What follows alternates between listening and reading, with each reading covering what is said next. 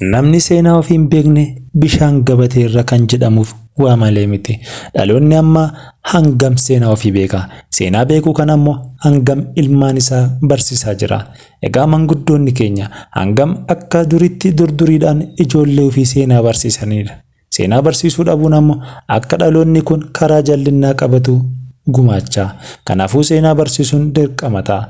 Egaa wanni nuti dhalootaaf gumaachuu qabnu yookiin dhaloonni nu fuulduraa fi nu booda dhufan maal akka argatan hubanne irratti hojjechuu qabna. Namni seenaa hin beekne waa malee miti kan akka bishaan gabatee irraati kan jedhamee fi nutis qophii kana bu'uura godhachuudhaan qophii abuura seenaa jedhamu kan gadaa diijitaal miidiyaadhaan yeroo adda addaatti isinii darbu kitaabilee fi barruulee adda addaa sakattane waan dhageenyee fi dubbifne irraa kan isinii qoonnu kanuma bu'uura godhanneeti.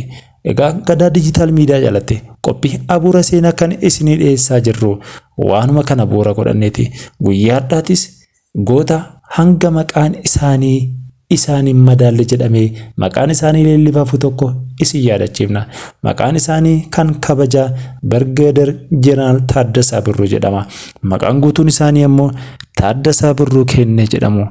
Taaddasaa Birruu Kennee bara 1914 akka lakkoofsa Habashaatti dhalatani.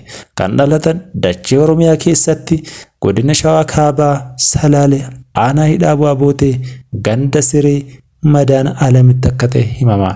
Egaa namni kun bilisummaa uummata isaanii qofaaf hin qabsoofne uummata yeroo sana gabrummaa jala jiru kan akka Afrikaa kibbaatiif bilisummaa akka argataniif wanni isaan gumaachan hangana kan hin jedhamnedha.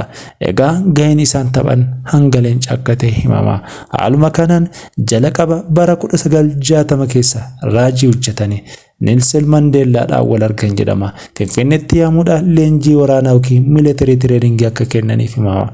Kana booda Neelsen Mandeellaan waan argatan kanaan akka sirni apartaayidii Afrikaa kibbaa keessaa buqqa'uudhaaf irratti hojjetan. Yeroo muraasa keessatti muuxannoo Birgeeder Jeneraal Taaddasaa Birruu irraa argatan kana hojiitti hiikuudhaan sirni apartaayidii akka burkutaa'e himama. Egaa gootni Oromoo Birgeeder Jeneraal Taaddasaa Birruu kun leenjii loltummaatiin nama hanganan jedhamnee fi dorgomaa hin qabne jedhama. Naamusa isaatiinis nama tasgabbaa fi yeroo namatti waa himu nama dubbiin isaanii baay'ee namatti mi'aawu jedhama. Egaa leenjii loltummaa yeroo muraasa keessatti sadarkaa yookiin gulantaa 3 akka argate himama. Xumarratti Birgeeder Jeneraal akka ta'e himama. Jalqaba irratti poolisii humni ammayyaa biyya keessatti yeroo hundaa'u bara 1947 akka lakkoofsa Habashaatti ture. Bara kana keessa umuriin isaanii waggaa 23. Umurii kanatti aangoo argatani. Aangoon yeroo sana isaaniif kenname leetanaal jedhama. Poolisii ammayyaa keessatti miseensa osoo hin taane ajajaa ta'uudhaan yeroo jalqabaatti ramadamani. Bara 1951 keessatti ammoo aangoo guutuu kolonelummaa argatani. Akkasuma ammoo onkoloolessa 21 bara 1955 keessa ammoo aangoo Birgeeder Jeneraalummaa argatani. Egaa namni kun hojii isaan hojjetanii fi naamusa isaan qabanii fi kutannoo fi ejjennoon isaan qaban yeroo san kan nama hawwatu ture jedhama. Egaa osoo gara aangoo kanatti hin dhufne namni kun umurii dargaggummaadhaan biyya Awurooppaa biyya guddatti takka keessatti leenjii loltummaa akka fudhatan himama. Biyyi tunis Ingiliz jedhamti. Egaa namoonni hedduun Ingiliz biyya xiqqoo taatu malee hanga Ameerikaa koloneeffattee hacuuccaa biyyoota biroo irratti geggeessitu kana seenaan yeroo kana kan ibsu Birgeeder Jeneraal Taaddasaa Birruuti. Egaa kabajamtoota keenya gurra isaanii guddisuuf miti. Egaa yeroo kana biyyoonni Ingilizii fi biyyoonni biroos nama kana kan ofii taasifachuudhaaf carraaqii taasisaa turani. Ta'us garuu namni kun hayyamamaa hin ture. Sababni isaas ammoo sirna yeroo sana uummata Oromoo nyaataa jiruu fi hayyoota Oromoo alanchaa jiru kana innis hiddaan buqqisuudhaaf waan kutate fakkaata. Egaa kabajamtootaa fi hordoftoota keenya qabsoon Birgeeder Jeneraal Taaddasaa Birruu yoom eegalee akkamitti eegalee kan amma isinii dhiyeessinu ta'a. Hanga xumuratti mee nu hordofaa waan raajii dhageettanii. Uummanni Oromoo hacuuccaa fi sirna bittaa isaan dhiitaa jiran akkasuma immoo saamama qabeenyaa lubbuu baasuu mancaasuu fi biyya ari'uu kanarratti akka isaan garaa nyaate kan itti dhagahame. Egaa yeroo kana waan tokko hundeessuudhaaf carraaqqii taasisane. Yeroo kana egaa mootii Haayile Sillaasee gabroonfataa kana jalatti waan addaa hojjechuudhaaf iciitiidhaan eegalane.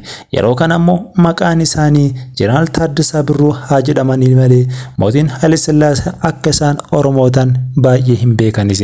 Yeroon akkamitti hin beekne jedhamus yeroo isaan loltummaa biyya Ingilizitti fudhatanii deebanii gosa isaanii Amaara keessaa Manzee jedhanii akka gootan himama. Yeroo kana Birgeeder Jeneraal Taaddasaa Birruu waan xiqqoon turre kaayyoo kanaa fi kiyyoo kanas kan qopheessaniif yeroo kanatti kan kana qopheessaniif yoo namni kun Oromoo ta'uu beeke dafee na nyaata. Anis kana waan itti beekadheef Oromummaa koo yeroof dhoksuuf filadhe jedha. Egaa Birgeeder Jeneraal Taaddasaa Birruu yeroon qabsootti seenaan bara hundeeffama waldaa Mancaa Tuulamaa ture. Yeroo kana ammoo ajajaa yookiin Koloneel Alamuu Qixxeessaa wajjin ta'uudhaan leenjii loltummaa waliin fudhatan kana gara qabatamatti jijjiiranii uummata Oromoo hidhachiisuudhaan mirga isaanii akka kabachiisaniif sochii galane. Sochii kanas ammoo hin dhaabne. Bara 1955 keessa hojii tokko hojjetane. As Finfinnee Gullalleetti waldaa Mancaa Tuulamaa eegalane. Yeroo kana ammajjiin bara 1955 waan ajaa'ibaatti raawwatame.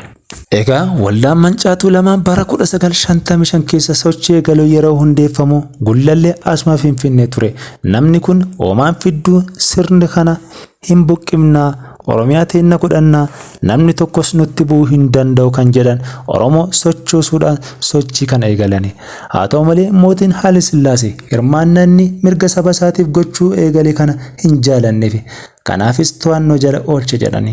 Haa ta'u malee Birgeeder Jeneraal Taaddasaa Birruu qabsoo Oromoo irraa hin deebine. Mana hidhaa ta'anis waan hedduu hojjetani. Fakkeenyaaf yeroo magaalaa Galamsuutti mana hidhaa turan Oromoota ciccimoo naannoo Galamsuu kan akka Hundee Ahmad Taaqii Sheek Muhammad Rashaad Maayiraa Muhammad yookiin Zaakir Sheek Umar Aliyyii fi kanneen qabsaa'ota maqaan isaanii sirriitti beekamu Elemoo Qilxuufaa wajjin ta'anii waan ajaa'ibaa tokko hojjetan. Yeroo kana kan isaan gargaare basaasa Haayile Sillaaseen isaaniif erge ture. Egaa namni isa basaasuuf deeme tokko hin jira. Namni kun Taaddasaa Birruu basaasee akka waan isaan hojjetan deebee mootii Haayile Sillaaseetti erguuf ture kan mootiin Haayile Sillaasee isaaf ramade.